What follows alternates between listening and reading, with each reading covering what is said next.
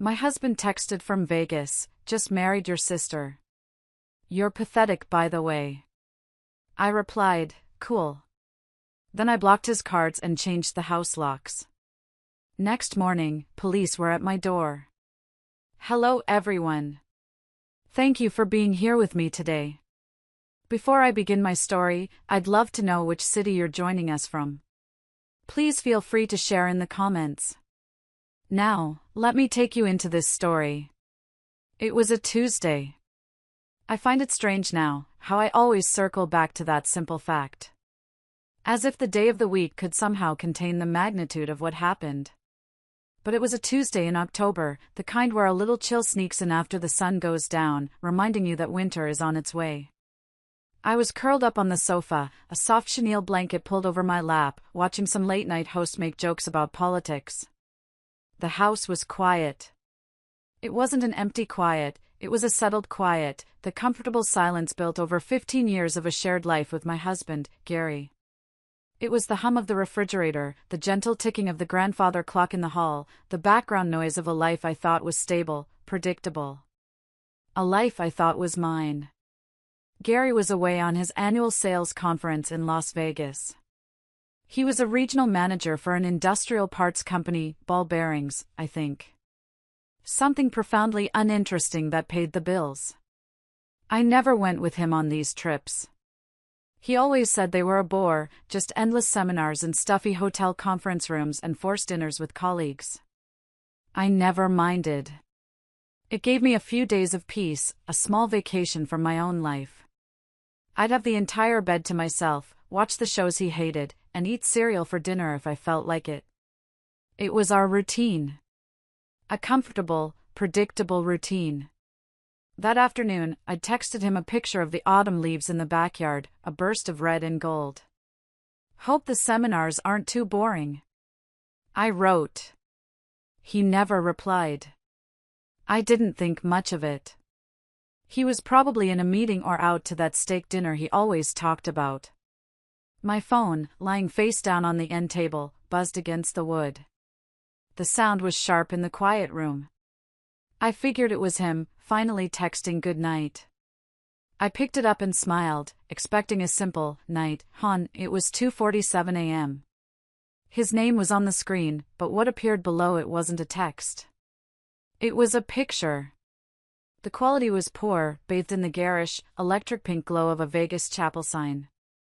Gary stood there, his arms slung possessively around a woman in a short, tight, satin and lace white dress that looked like it came from a discount store. She was holding up a piece of paper, a marriage certificate, and beaming a smile so wide it looked painful. Gary was grinning, too, a smug, triumphant smirk that I hadn't seen on his face since he got his last big promotion. The woman was my sister. My little sister, Cheryl. I think I stopped breathing.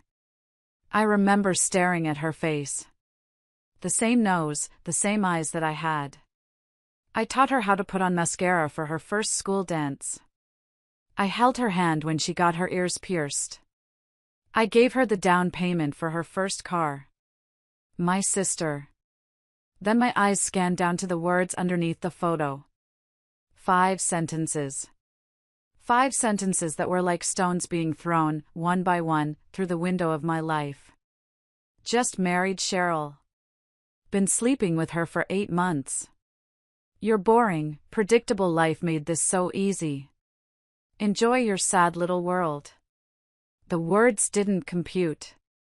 My brain tried to reject them, to categorize them as a sick joke, a prank. 8 months. My mind raced backward, a frantic flipbook of the last year. The whispered phone calls he'd taken in the other room, which he'd claimed were about a difficult client. The sudden overtime at work. The way Cheryl had been so distant lately, so evasive. It was all there, a constellation of red flags I had been too blind, too trusting, to see. The air thickened. My ears started to ring, a low, persistent hum. The TV host's voice became a distorted, meaningless warble. I didn't scream. I didn't throw the phone. A strange, glacial calm spread through my veins, freezing the panic and the pain before it could even start. It was as if the emotional part of my brain just shut down, and a different, older, more reptilian part took control. The part that was built for survival. I lowered the phone and looked around the living room. Our living room. The photos on the mantelpiece, us on our wedding day, us on a trip to the Grand Canyon, us with my parents at Christmas. All of it, a lie. A carefully curated museum of a life that wasn't real. He was expecting a meltdown. He and Cheryl, they were probably huddled together in some tacky hotel room, waiting for my hysterical, tearful phone call. They wanted to hear me break. They wanted the drama, the satisfaction of my pain. I picked up the phone again. My thumb hovered over the keyboard. I thought of all the things I could say, all the rage and betrayal I could pour into a message. But why? Why give them the satisfaction? They didn't deserve my words. They didn't deserve my anger. I typed a single word. 4 letters that felt colder and harder than steel. Cool. I pressed send. And in that moment, Brenda Martin, the boring, predictable wife, died. Someone else was born. The moment I hit send, a switch flipped. The world, which had been fuzzy and distant, snapped into sharp focus. The grief and shock were still there, of course, but I packed them into a small, tight box and shoved them into a corner of my mind. There would be time for that later. Now was the time for action. I walked into my small home office, the command center of our lives, though Gary never saw it that way. He saw it as the place where I did my little projects and paid the bills. He had no idea it was the place where the real power resided. Years ago, after he'd forgotten to pay the property taxes and we'd nearly lost the house, I took over everything. He'd invested a chunk of our savings in a friend's can't-miss startup that missed. After that, I made it clear, I handle the money. All of it. He handed it over with a shrug of relief, happy to be free of the burden. He thought it was a chore. I knew it was control.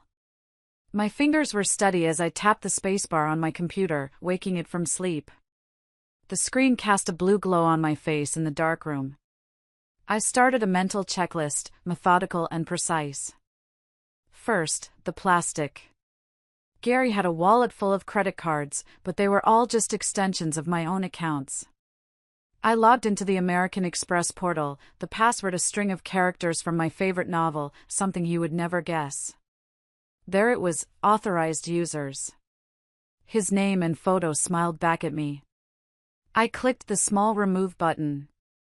A box popped up, this action is immediate and cannot be undone. Are you sure? A grim smile touched my lips. Yes, I clicked. I did the same for the Capital One card, the Chase card, even the department store card we only used for Christmas shopping. In less than 5 minutes, Gary's purchasing power had been reduced to whatever cash he had in his pocket. Next, the bank. Our main account was at a local credit union, an account I had opened in my name long before our wedding. His salary was direct deposited into it, and he had a debit card linked to it. I didn't remove him from the account, that would take paperwork. But I did something better. I logged in, the password my grandmother's maiden name. I navigated to the transfer funds page. I selected the checking account. For the destination, I chose my high-yield savings account at a completely different, online-only bank. An account he didn't know existed, where I kept my what-if fund. I entered the amount, leaving exactly $158.22 in the checking account. Enough to cover the gas bill that was on autopay tomorrow, but not enough for a plane ticket or a fancy hotel room. Transfer complete. The cell phone was next. Our family plan. Under my name, of course. I went to the provider's website. I could have just cancelled his line, but that felt too clean. Instead, I found the option to report his phone as stolen. A few clicks, and his service was suspended. No calls, no data. He was on an island, and I had just pulled up the bridges. By 3:15 a.m., I was done with the digital demolition. I leaned back in my chair, the silence of the house pressing in. The box of pain in the corner of my mind was rattling, but I ignored it. There was one more thing to do. The most important thing.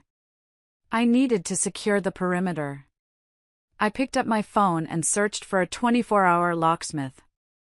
The first result was Liberty Locksmith. I dialed. A groggy voice answered. Liberty, Mike speaking. Hello, Mike, I said, my voice as even as a frozen lake. My name is Brenda Martin. I have an emergency and I need every exterior lock on my house changed immediately. There was a long pause. Ma'am, it's after 3 in the morning.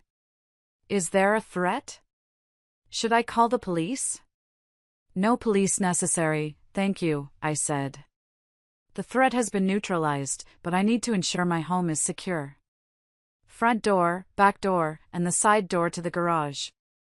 That's a premium emergency call-out, ma'am. It'll be $300. I understand, I said.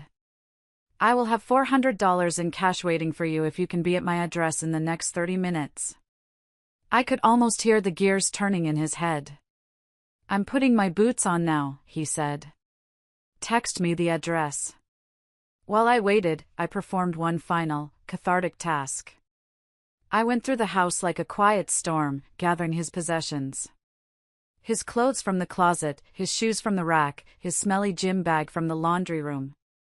I found his golf clubs in the garage and his collection of pristine, unopened Star Wars figures in the attic. I piled it all in the front entryway, a monument to a man who no longer lived here. It was strangely satisfying. These objects, once so familiar, now looked like junk left behind by a stranger. At exactly 4 a.m., a white van pulled silently into the driveway. Mike was a big, burly man with kind, tired eyes. He saw the mountain of men's clothing and gear piled by the door, looked at my calm, determined face, and his expression softened with understanding. He didn't ask a single question. You show me the locks, ma'am, was all he said. The sound of his power drill was a declaration of independence. Whir, click. A new deadbolt. Whir, click. A new handle set. By 5 a.m., as the sky began to lighten from black to a bruised purple, my house was a fortress. I handed Mike $400 and a $50 tip. Thank you, I said. You have no idea. He just nodded. Stay safe, ma'am. I closed my new, solid front door, and the final, satisfying thud of the deadbolt sliding into place echoed through the hall. My home was mine again. I went upstairs, stripped off my clothes, got into the cool, empty space on my side of the bed, and fell into a deep, dreamless sleep. I was jolted awake by a sound that bypasses the ears and goes straight to the adrenal gland, hard, rhythmic pounding on the front door. Not a social knock. A summons. My eyes snapped open. The clock on the nightstand read 8:15 a.m. Sunlight was streaming through the blinds. For a disoriented second, I thought I'd dreamed it all, the text, the locksmith, the cold fury. Then I felt the vast emptiness in the bed next to me, and it all came rushing back. The pounding came again, louder this time. I slid out of bed, my heart a steady drum against my ribs. I wasn't afraid. The fear had been burned out of me sometime around 3 a.m.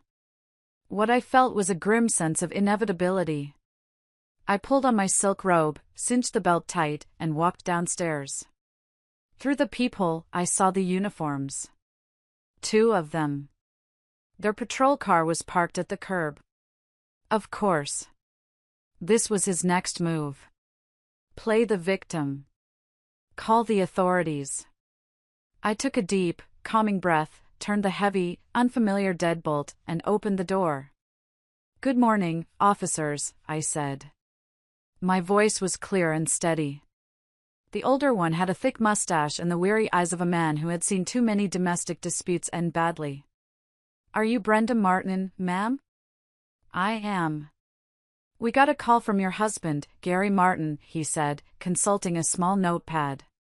He's stating that you've illegally locked him out of his residence. He's also making some claims about theft of property and access to his salary. The sheer, unmitigated gall of it was breathtaking. I kept my face a perfect mask of polite concern. My husband, Gary? I asked, as if confused. Is he here? I'd like to speak with him. He's en route from the airport, ma'am. He had to call from a landline, said his cell phone wasn't working for some reason. The officer looked at me, a flicker of suspicion in his eyes. He sounds quite agitated. He wants us to make sure he can get into the house. He says his key isn't working. Oh, his key won't work, I said, nodding. I had the locks changed. For security reasons. I let that hang in the air for a moment before continuing. Officers, there seems to be a fundamental misunderstanding here. First of all, this isn't his residence. It's mine. I am the sole name on the deed. The house was purchased using funds from an inheritance from my grandmother, a full 2 years before I married Mr. Martin. The younger cop shifted on his feet, looking from me to his partner. He clearly thought this was just another messy she said. And second, I said, picking up my phone from the hall table where I'd left it, while I appreciate his concern, Mr. Martin is no longer my husband. The older officer frowned. Ma'am, with all due respect, that's for a court to decide. You can't just declare a marriage over. Ordinarily, you'd be right, I agreed. But Gary has a tendency to rush things. You see, he got married yesterday. To someone else. I turned the phone screen towards them. I had the picture and the text message ready. I watched them lean in to read. I saw the exact moment the story clicked into place for them. The younger cop's eyes widened, and he quickly looked away, fighting a smile. The older cop, however, just stared at the screen. He read the text twice. He looked at the grinning faces of Gary and my sister. He then lifted his gaze and looked at me, truly looked at me, for the first time. The suspicion was gone, replaced by a sort of weary, astonished respect. He let out a low whistle. Is that? My sister, yes, I finished for him. He shook his head, looking back at the phone. Well, I'll be damned. As if on cue, his radio crackled. Unit 7, what's the status at the Martin residence? Complainant is on the line again, asking why we haven't breached the door. The older officer didn't take his eyes off me as he lifted the radio. Dispatch, stand by. He looked at me. Ma'am, about his belongings? Packed and ready to go, I said. Stacked neatly in the foyer. I haven't touched a thing that wasn't exclusively his. He nodded, then keyed the radio.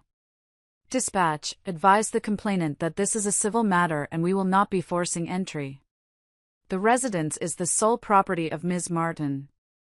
He paused, and I could see the ghost of a smile under his mustache. You can also advise him that Ms. Martin has presented evidence that he committed felony bigamy in Clark County, Nevada, approximately 6 hours ago. We can have a detective meet him at the airport if he'd like to file a formal complaint. The response from the radio was not from the dispatcher. It was a raw, unfiltered shriek of pure rage.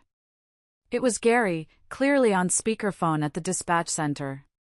He was screaming my name, screaming about his rights, about his lawyer, about his money. It was the sound of a man whose perfectly constructed world had just been obliterated. The younger cop bit his lip, his shoulders shaking with silent laughter. The older one calmly keyed the radio again. Sir, you need to calm down and contact an attorney. We are clearing the scene. He turned back to me. I have a feeling you'll be hearing from his lawyer, ma'am. I'm counting on it, I said. I've already retained one of my own. They wished me a good day and walked back to their car. I closed the door, slid the heavy bolt into place, and leaned my forehead against the cool wood. Round 1 was over. And I had one. I spent the rest of the morning on the phone with Margaret, the divorce lawyer. Her voice was like gravel and silk, a combination of tough and smooth that was immensely reassuring.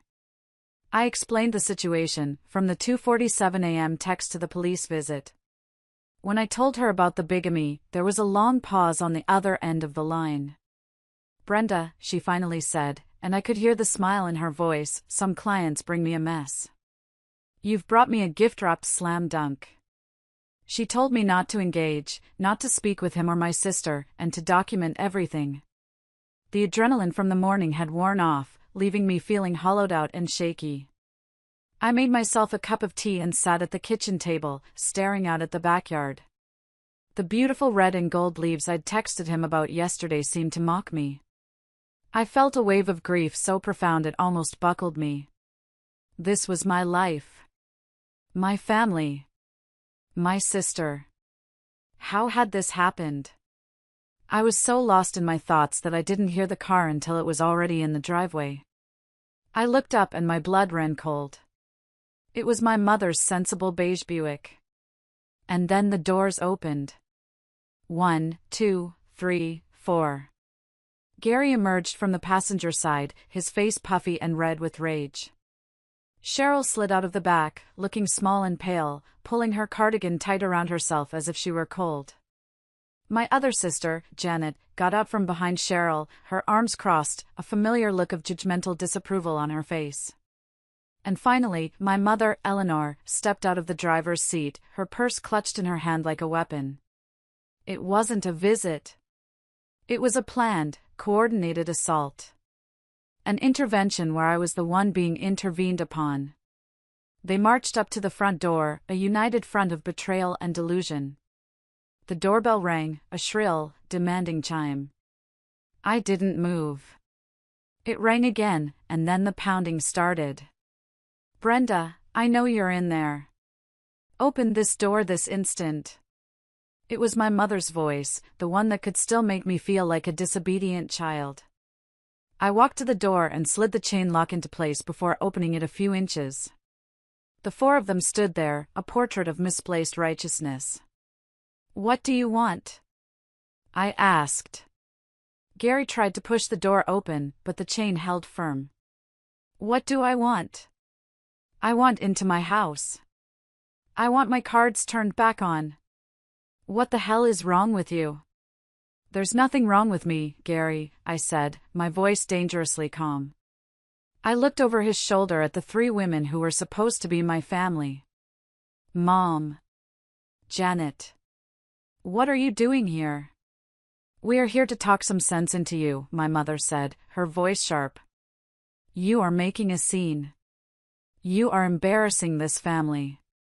Whatever spat you and Gary are having, you need to resolve it like adults. Now, take this chain off and let your husband and your sister inside." The casual cruelty of her words, "your husband and your sister," was like a physical blow. I felt the last shred of hope, the tiny, foolish part of me that thought my mother would take my side, wither and die. "He is not my husband," I said through gritted teeth. "And she is not my sister.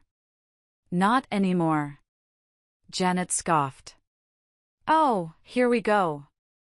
Saint Brenda, the martyr. You've always been so dramatic. You probably drove him to it with your constant nagging and your spreadsheets for everything. It must have been suffocating." That was Janet. Always jealous, always ready with a cutting remark disguised as brutal honesty. I ignored her. I looked at Gary. "You have 1 hour to remove your belongings from my property. They are in the foyer.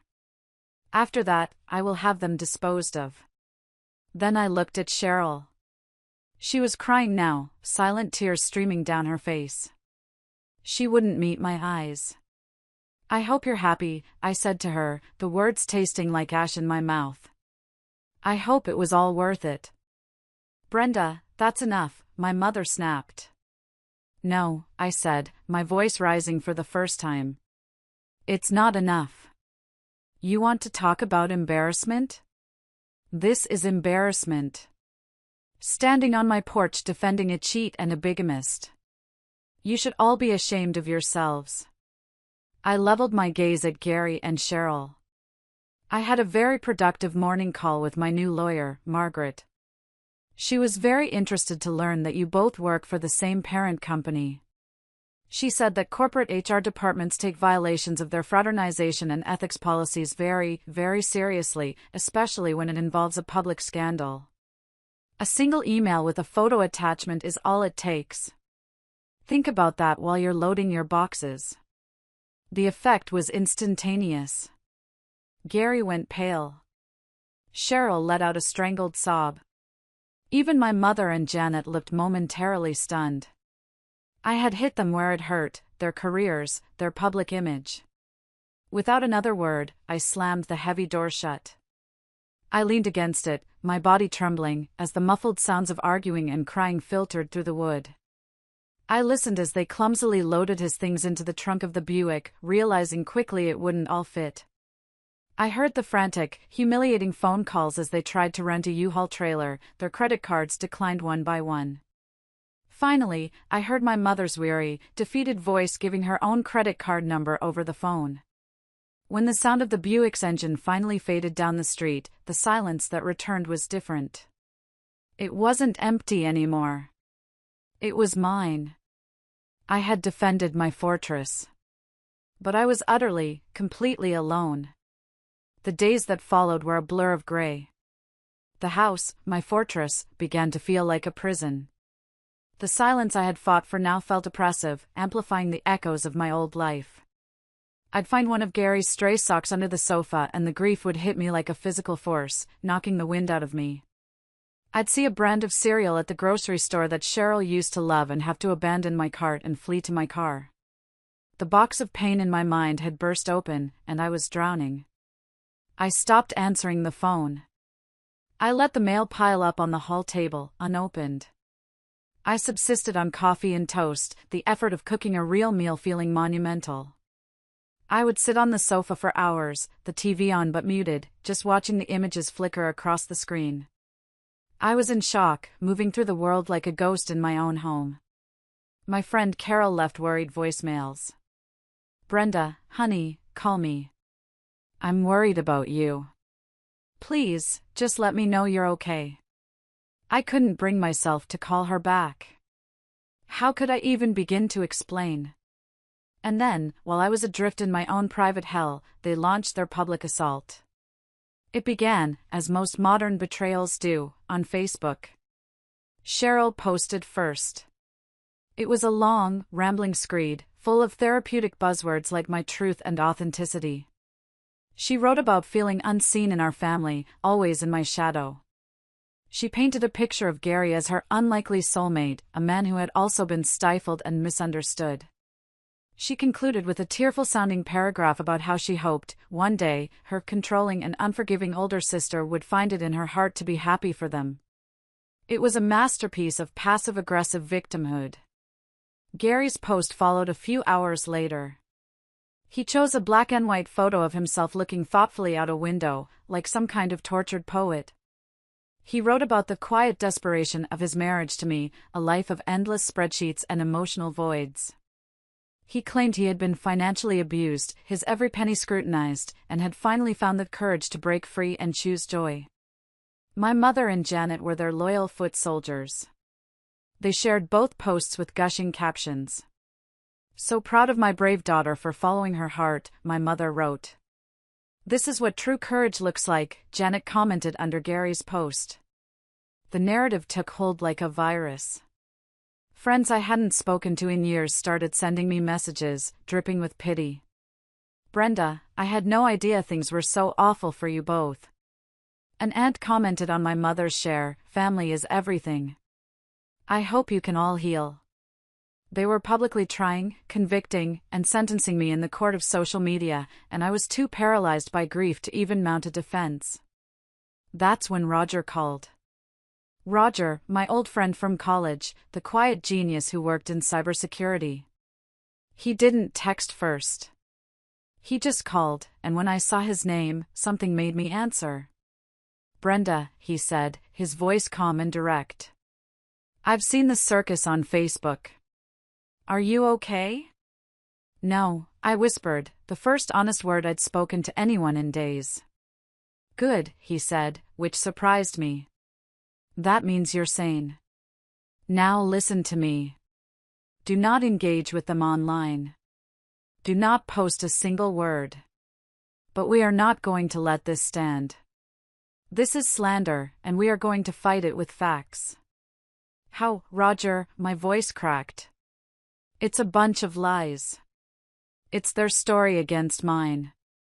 No, it's not, he said firmly. It's their story against their own. These people, they're arrogant. They think they're smarter than everyone else. That makes them sloppy. Did they ever use Facebook Messenger to talk? The memory surfaced through the fog. Yes. They used it constantly, thinking it was their private channel. All the time, I said. That's all I need to know, Roger said.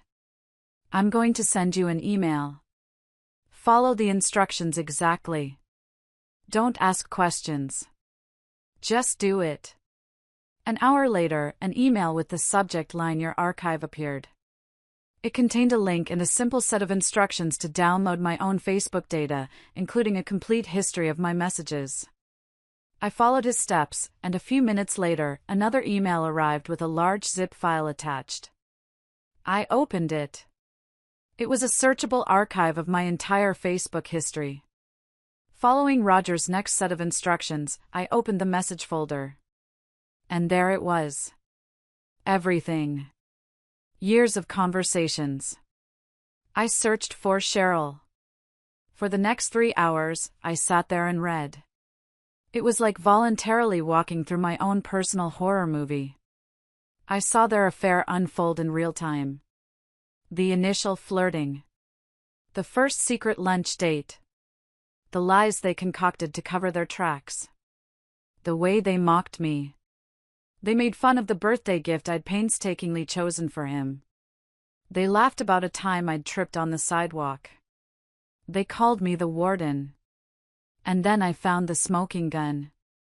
The message from Cheryl that laid the whole rotten conspiracy bare. He's so clueless. I've been siphoning money from their joint account for months.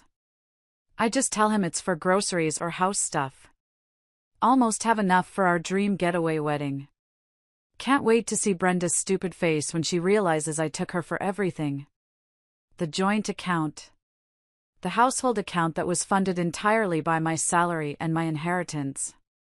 I felt a surge of white-hot rage that burned away the fog of grief. I immediately logged into my bank's website and downloaded the last 18 months of statements for that account. I went through them, line by line, with a highlighter, marking every single cash withdrawal, every questionable purchase.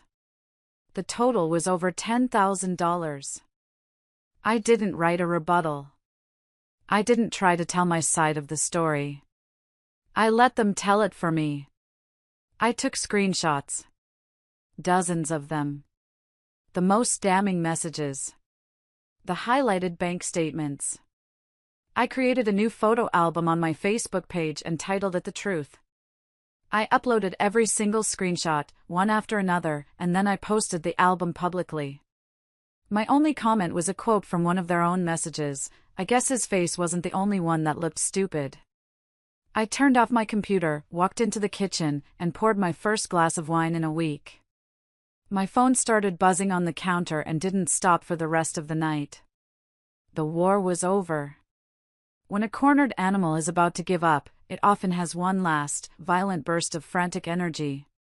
It's a desperate, final struggle for survival. That's the best way I can describe what Gary and Cheryl did next.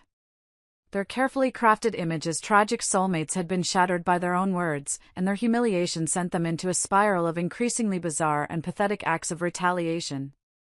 The first move was an attempt to destabilize my career. Gary, knowing he couldn't intimidate me, convinced his father to do his dirty work. His dad, a man who always presented himself as a pillar of the community, called my boss, Mr. Henderson. I found out later because Mr. Henderson called me into his office the next day. He closed the door, sat down behind his big oak desk, and looked at me over his glasses. My heart sank. I thought, this is it. They've managed to ruin this for me, too. Brenda, he said, his voice grave. I received a call yesterday from a gentleman named Frank Martin. Gary's father, I presume? I nodded, my mouth dry. He told me a very concerning story, Mr. Henderson continued. He said that you were emotionally unstable, that you were engaged in a campaign of harassment against his family, and that he was deeply worried your personal issues were affecting your professional judgment.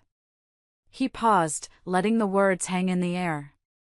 He suggested that, for my company's own good, I should consider placing you on an extended leave of absence. I just stared at him, speechless. Mr. Henderson leaned forward. So, I told him that I have had the privilege of working with you for 12 years, and in that time, you have been the most competent, reliable, and professional person on my team. I told him that your personal life is precisely that, personal, and that if he ever called my office again with such slanderous accusations, I would have our corporate lawyer contact him directly. Then I hung up. A wave of relief so intense it made me dizzy washed over me. Thank you, Mr. Henderson, I whispered. He just nodded. Don't thank me. Just keep up the good work. And Brenda, take a few personal days if you need them. On me. Their next gambit was even more brazen.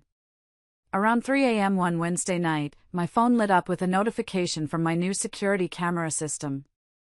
Motion detected at front window. I sat up in bed, my heart pounding, and watched the live feed on my phone. The grainy, infrared image showed Cheryl, her hair a mess, trying to pry open my living room window with a rusty trowel from my garden shed. Gary was standing behind her, hiding in the shadows of the porch, frantically gesturing for her to be quiet.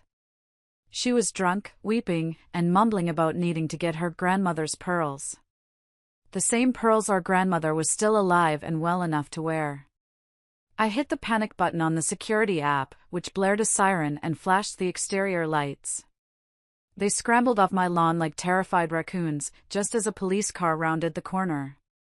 They didn't get arrested, but the police report for attempted trespassing was another lovely piece of evidence for my lawyer.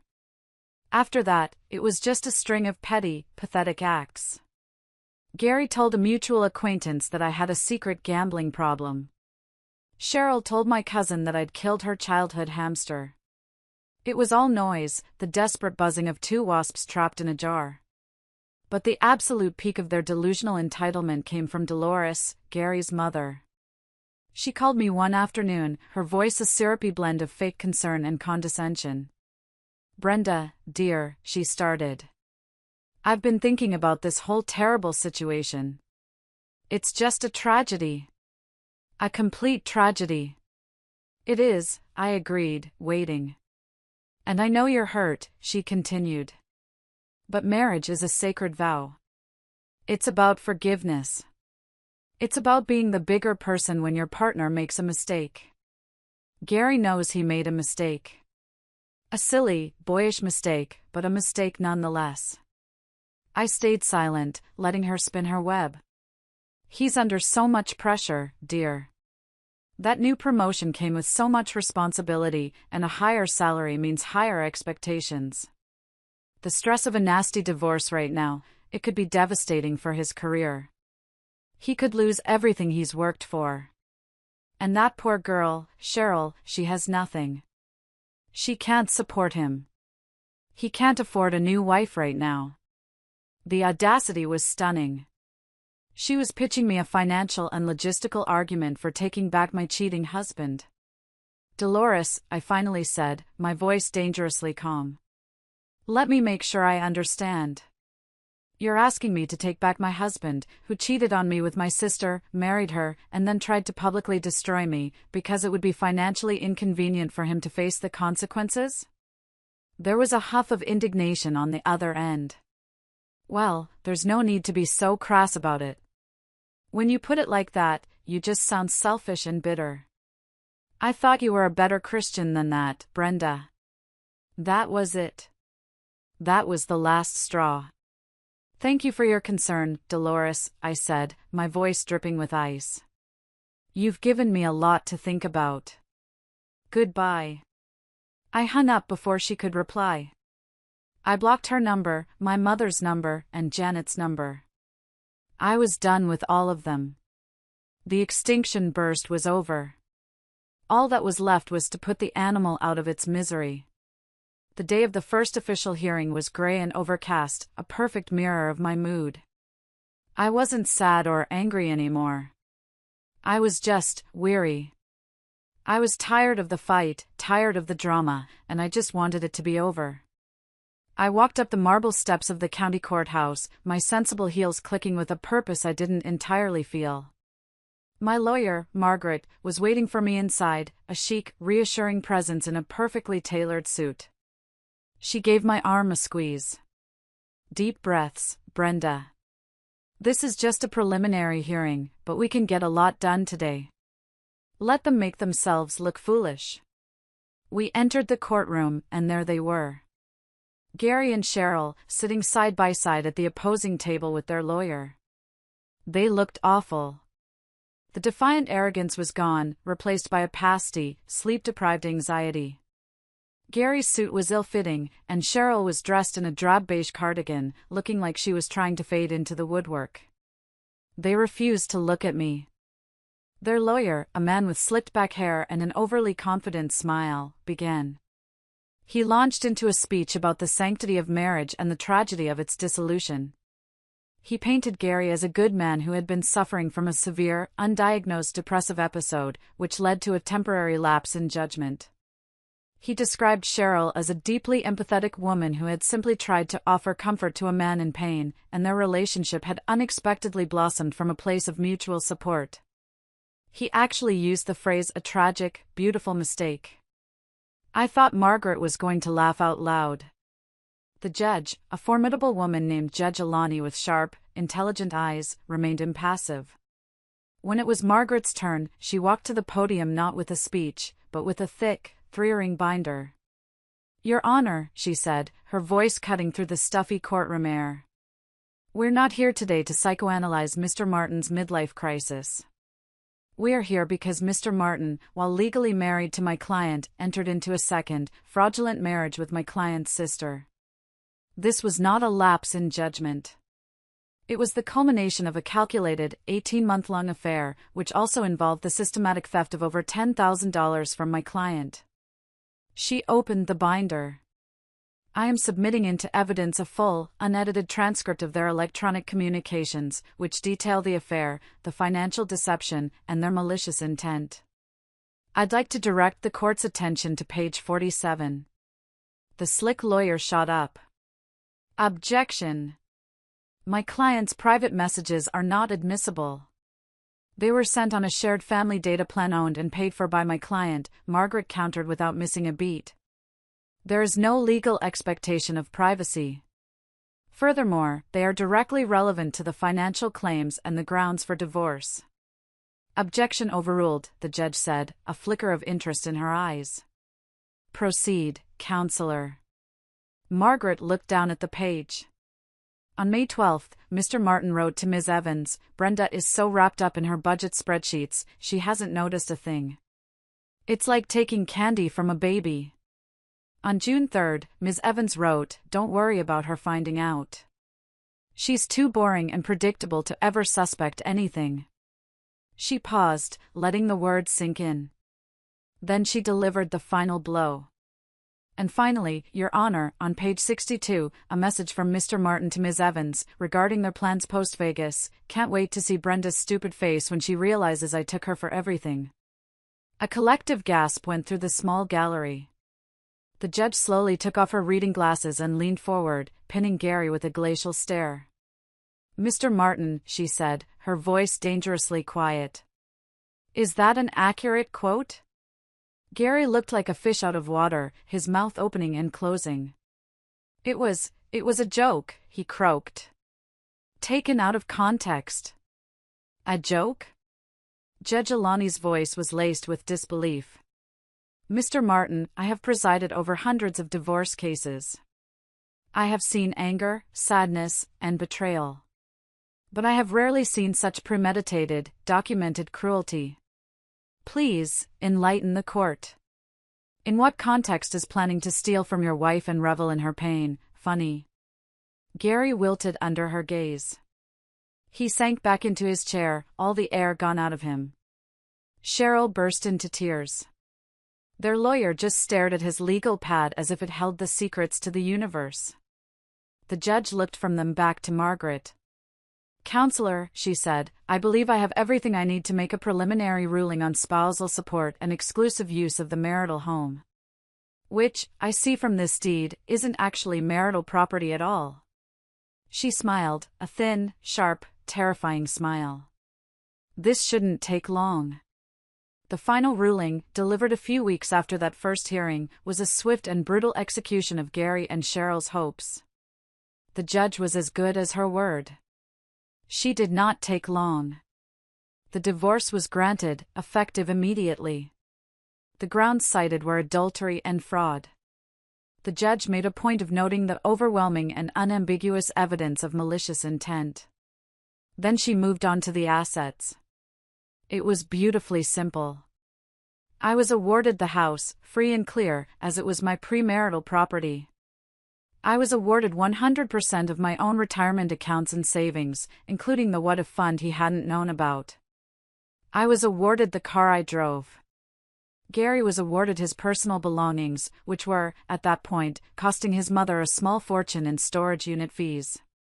He was awarded the leased SUV he drove, along with the remaining 2 years of payments. And then, Judge Alani delivered the piece de resistance. Regarding spousal support, she announced, looking directly at Gary. The court recognizes that Ms. Martin was the primary financial provider for the duration of the marriage.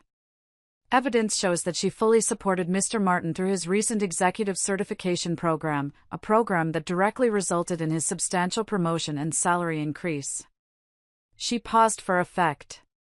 Therefore, the court orders Mr. Martin to pay rehabilitative alimony to Ms. Martin to compensate for the financial and emotional damages incurred. The amount will be $500 per month for a period of 1 year. A strangled noise came from Gary's throat. His lawyer put a hand on his arm to keep him in his seat.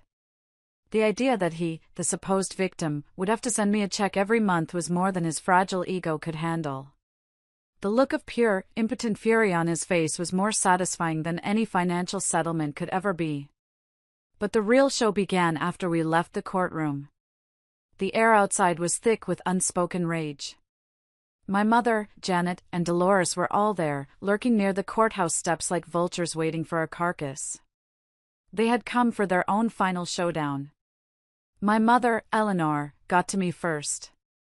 Her face was a mask of tight, angry lines.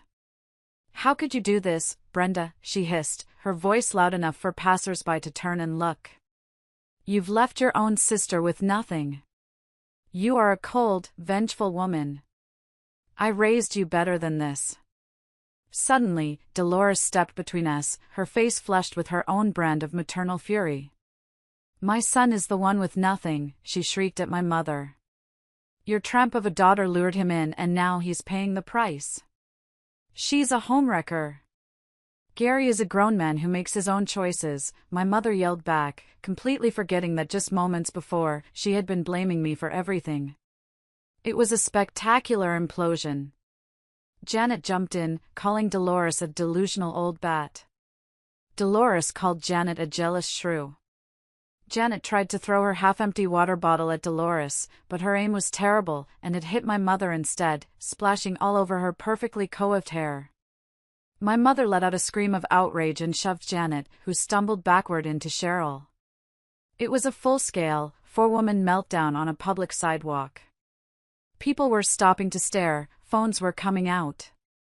2 burly security guards started moving towards them. Throughout this whole chaotic scene, I realized Gary was nowhere to be seen. He had vanished. Dolores realized it at the same time. She stopped screaming at my mother and looked around wildly. "Where is he? Gary! Where did my son go?" Then, in a voice laced with pure venom, she screamed at Cheryl, who was sobbing nearby. "He's probably run off with that little bartender, Tiffany. That's who he was texting all morning." A 22-year-old piece of trash he met at the casino. He's left you too, you stupid girl. That was the final blow for Cheryl. The foundation of her entire fantasy, that she was the great love of Gary's life, crumbled in that instant. She sank to the sidewalk, a heap of beige cardigan and broken dreams, and began to wail. It was a raw, ugly, primal sound of absolute despair. This wasn't supposed to happen, she sobbed over and over. He promised me. Janet, for a fleeting second, showed a flicker of sisterly duty. She bent down. It's okay, Cheryl, she said awkwardly. You can come stay with me. Cheryl looked up, her face streaked with tears and mascara. I can't stay with you, she wailed. Your apartment smells like cats and sadness. That was it. That was the final insult. Janet stood up, her face hardening into a mask of disgust, and walked away without a backward glance. I stood there, a few feet away, with Margaret by my side. She just looked at the scene, then at me, and shook her head. And they say lawyers are the dramatic ones, she murmured. I didn't feel angry. I didn't feel sad. I felt like I had just watched the final, chaotic, pathetic scene of a movie I was no longer a part of. Watching my family detonate on the courthouse steps was a strange, out-of-body experience. It was like seeing the final scene of a terrible play. The curtain had fallen, the actors were a mess, and I was already walking out of the theater, blinking in the bright, clean sunlight. In that moment, watching them scream and cry, I didn't feel a shred of hatred or triumph. I just felt done. Utterly and completely free. If you're still listening, could you do me a huge favor? Please like this video and comment with the number 1 down below. It lets me know you've given me a thumbs up, and it tells me you've been with me on this whole journey. Your support is an incredible encouragement for me. Please, just comment the number 1, and then let me tell you what happened next. The dust from that explosion settled slowly over the next few months, and news of the fallout came to me in bits and pieces, through the reluctant gossip of aunts and cousins who had finally decided which side of the family they were on. Gary's story was probably the most pathetic. As Dolores had screamed, he had indeed started seeing Tiffany, the 22-year-old bartender. Their romance lasted just long enough for her to max out the new credit card he'd foolishly gotten. When she found out he was not only divorced but had also been fired from his high-paying job for the ethics violation, she vanished, leaving him with a mountain of debt and a broken lease on the apartment they'd rented. The last I heard, he was back in his childhood bedroom in his mother Dolores's house, a 40-something man sleeping under a poster of a race car. The alimony checks, however, arrive every month like clockwork. I have them direct deposited into a fund I've named the Karma account. Cheryl's life became a quiet tragedy. After being publicly disowned by Janet on the courthouse steps, she had nowhere to go. She ended up having to beg Janet to let her stay in the apartment that smelled of cats and sadness. They live together now, 2 bitter women marinating in their shared resentment. Cheryl couldn't find a job in her field, the scandal had followed her. She works part-time at a discount shoe store now. Dolores followed through on her threat and is, in fact, suing her in small claims court for the money Gary spent on her during their affair. It's a ridiculous, petty lawsuit that will likely go nowhere, but it's a constant source of stress and humiliation for her. My family, as I knew it, no longer exists. My mother and I have not spoken since that day. She sends a birthday card every year, signed simply, Eleanor. It's a cold, formal gesture that says everything by saying nothing. Janet and Cheryl barely speak to each other, living as resentful roommates. My father, who remained a silent, passive observer through the whole thing, now lives in a house filled with a tense, miserable silence. It's a landscape of ashes, and every single one of them lit their own match. One evening, months later, I received a text from an unknown number. I know you hate me, but you ruined my life and I hope you are happy. I knew it was Cheryl. I just typed back, I am, actually. Thanks for asking. Then I blocked the number. About 6 months after the divorce, I put the house on the market. It was a good house, filled with 15 years of memories, but the good ones were tainted, and the bad ones were starting to seep into the walls. The day the sold sign went up on the lawn, I felt a lightness I hadn't felt in years. With the profits from the sale and the money from my inheritance, I was financially secure and completely untethered for the first time in my adult life. I didn't buy another house. I bought a new life. I found a bright, modern condo in a part of the city I'd always loved, full of bookstores and little cafes. It had a balcony that caught the morning sun and was half the size of my old house, which meant half the cleaning and half the baggage. The process of unpacking was a joy. I wasn't making space for anyone else's things, I was curating my own happiness. I bought a bright yellow sofa, something Gary would have hated. I hung art that I loved on the walls. I filled the space with plants and books and music. Slowly, I started to rebuild my life not just on the outside, but on the inside. I started going to the gym again, not to lose weight, but because it felt good to be strong.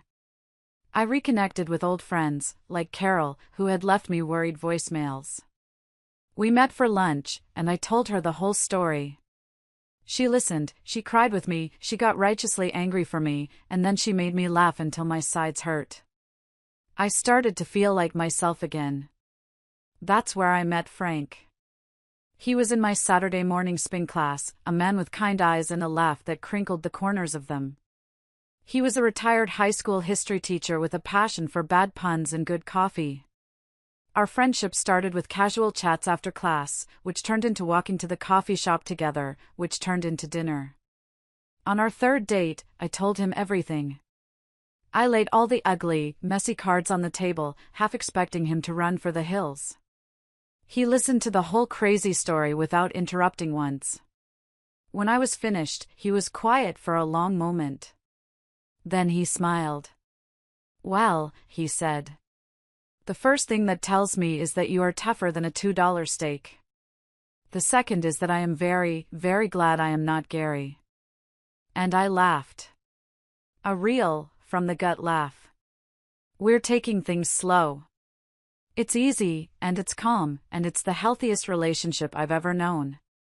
He brings me coffee sometimes from the little shop near his place, and he always has the barista write Frank's favorite Brenda on the cup. It's silly, but it makes my heart feel full. Last month, I visited Margaret to update my will. That framed copy of Gary and Cheryl's Vegas marriage certificate is still hanging on her wall. We both looked at it and started laughing. I don't live in the past anymore. The anger is gone. The hurt has faded to a scar that reminds me of what I survived. I built a fortress that day, not just with new locks and changed passwords, but within myself. I learned that I am my own safe harbor. I am my own protector. I didn't get the life I planned, but I got something better. I got a life that is truly, completely, and unapologetically mine. And it is a beautiful life. Thank you for letting me share it with you.